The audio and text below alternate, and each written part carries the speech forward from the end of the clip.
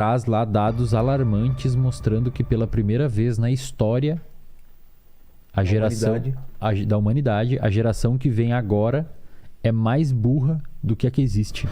Hoje em dia, as crianças e os adolescentes estão cada vez falando mais, que é muito mais custoso do que uma pessoa, por exemplo, a geração dos pais, muitas vezes. As crianças e os jovens adultos não estão sendo submetidos a algum tipo de desafio maior desde cedo. Entendi. E, portanto, isso meio que mima o cérebro delas. Por exemplo, tem um pesquisador francês chamado Michael Desmourguet. Ele hoje acho que é um professor no MIT, Harvard, alguma coisa assim. Ele escreveu um livro, faz um tempinho já que ele escreveu esse livro, mas o livro foi traduzido para a língua portuguesa recentemente. E o título do livro é bastante chamativo e preciso, resume bastante o que diz no livro. O título do livro é A Fábrica de Cretinos Digitais. Como as telas estão impactando o QI das nossas crianças. Literalmente. Cara, ficando mais burras. Exato, cara. Ele cita nesse livro uma série de artigos científicos, talvez até milhares, que o finalzinho do livro é só sobre os artigos científicos, as referências. Ele trabalha com isso também. É um pesquisador que publica, um cientista. E ele traz lá dados alarmantes mostrando que pela primeira vez na história a geração da humanidade, a geração que vem agora é mais burra do que a que existe. Cara. Normalmente, o que se espera que aconteça? A gente faz uma construção de conhecimento, de cultura, a gente transmite esse conhecimento por meio da linguagem. Isso é extremamente importante, cara. Porque uma das formas da gente transferir o conhecimento para as outras pessoas é por meio da linguagem. Muitos anos, milhares de anos atrás, quando a gente não tinha escrita, a gente não tinha nada.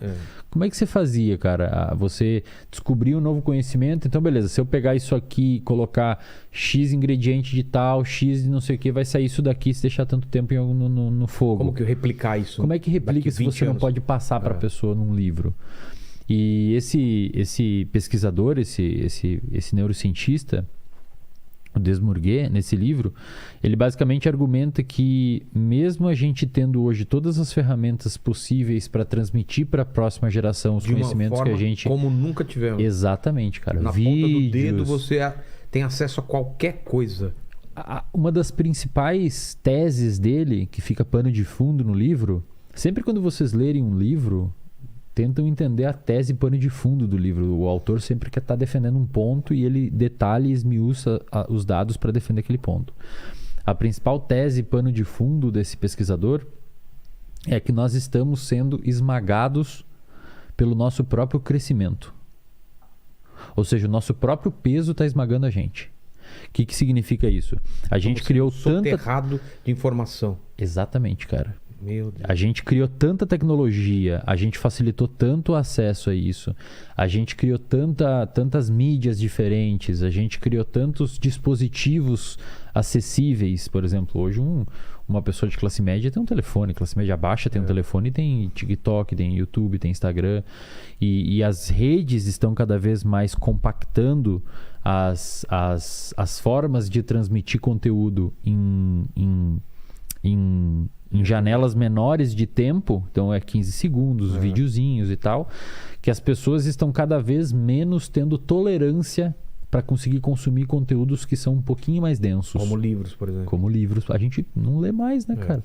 Eu chamo a atenção das pessoas que estão assistindo agora, eu peço para você que está assistindo agora, me diga quantos livros você leu nesse ano. Exato. Tem E aí, a gente pode falar depois, vem a ideia de todo mundo achar que tem TDAH, né? Transtorno de déficit de atenção. Depois a gente entra nesse tópico que eu achei importante. Pensa assim, ó. O seu cérebro, ele tem um... Mas o que você falou é um paradoxo, né?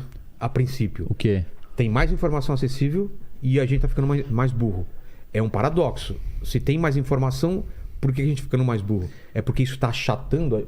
Ele dá a resposta para isso? Ele dá uma ideia. Ele dá uma ideia de, primeiro, a seletividade ficou prejudicada, porque tem muita coisa. Ah, tá. Então você tem uma dificuldade imensa, porque você tem um Kindle com 2.000 livros ali dentro. Exato. Você tem 4 streaming que você tem que escolher um filme. Exato, cara. Você fica mais tempo escolhendo o filme do que assistindo o negócio, não, cara. já fico muito assisti puto, Netflix, cara. Que você fica passando aqui. Cara, tipo, e vai dormir sem assistir nada, cara. Pistola, velho. Não, é real, cara. Comigo acontece pra caralho isso, velho. Eu e minha mulher, cara, a gente pede comida Cara, e, tipo, enquanto a comida tá chegando, fala, vamos escolher um filme. Cara, a gente come, conversa assim, cara. e dorme e Cara, nós não... então, Você falou, é um dos motivos, né, de ter muita opção.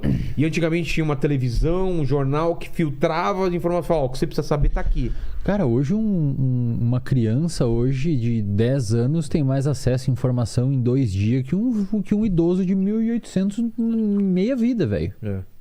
Em 2 dias, tá ligado? Como é que eu queria saber o que tá acontecendo? Não tinha veículo de informação. E tem uma inteligência artificial, um algoritmo de oferecer outras coisas pra criança, pra gente também, que ela assiste um conteúdo, o algoritmo entende que ela pode gostar desse, daqui a pouco a criança estava gostando de Patrulha Canina, já está assistindo um outro, daqui a pouco tá em Lucas Neto, tá em não sei o quê, e ela vai passando de um pro outro. E antes a gente era fiel, cara, eu gosto desse desenho, ficava assistindo milhões de vezes. E essa ideia do pesquisador, ele basicamente diz que a gente tá tendo Primeiro, a tese dele é essa, que as crianças, devido a esse monte de estímulos, e cada vez estímulos de recompensa mais rápida, mais dopaminérgicos, geram picos de euforia. Pô, você vê, imagina, cara, você já viu a estrutura do TikTok?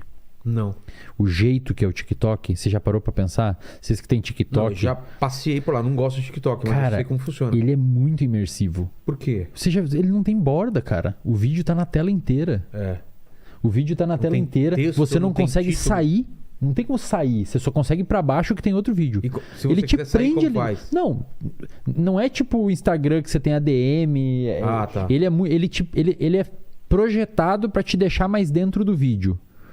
E aí você vai jogando pra baixo. É quase como se você pudesse só ir pra baixo, cara. E aí começa a vir os vídeos de uns caras pulando de umas montanhas de neve com uma música no fundo. É um estímulo muito agradável pro seu cérebro, porque são cenários diferentes, muitas vezes pessoas extremamente bonitas.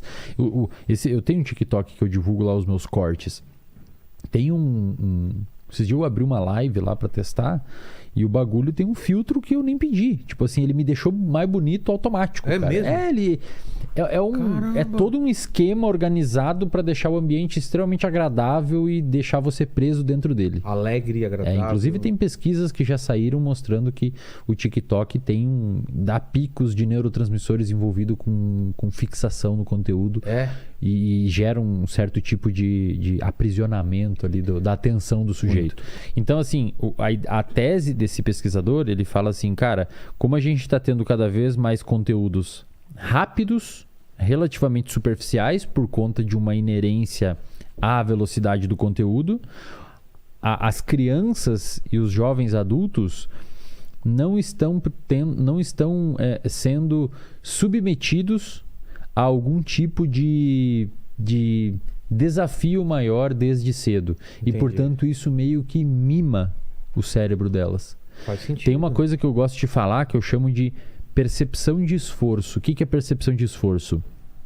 Se nós dois levantarmos isso daqui, levanta isso daí. Beleza, os dois pesam a mesma coisa e a gente levantou de uma altura igual. Então, digamos, a gente fez o mesmo movimento do ponto de vista físico. Agora, se alguém passar um questionário para nós de percepção subjetiva de esforço, você vai relatar quanto você se esforçou para fazer isso e quanto eu me esforcei. Dá para fazer coisas semelhantes no sentido intelectual. Então, digamos assim, a gente pega cada um livro, a gente lê um capítulo de um livro e alguém pergunta para nós quão custoso foi para você ler esse capítulo do livro. Quão custoso foi para você se aprofundar nesse capítulo do livro, entender o capítulo do livro. Hoje em dia, as crianças e os adolescentes estão cada vez falando mais que é muito mais custoso do que uma pessoa, por exemplo, a geração dos pais, muitas vezes. Por quê? Porque o cérebro está se acostumando a ter contato com coisas mais rápidas e mais fáceis.